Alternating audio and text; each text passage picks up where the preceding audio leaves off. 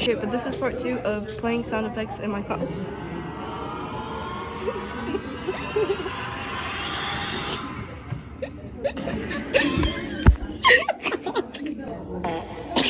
Go put it in.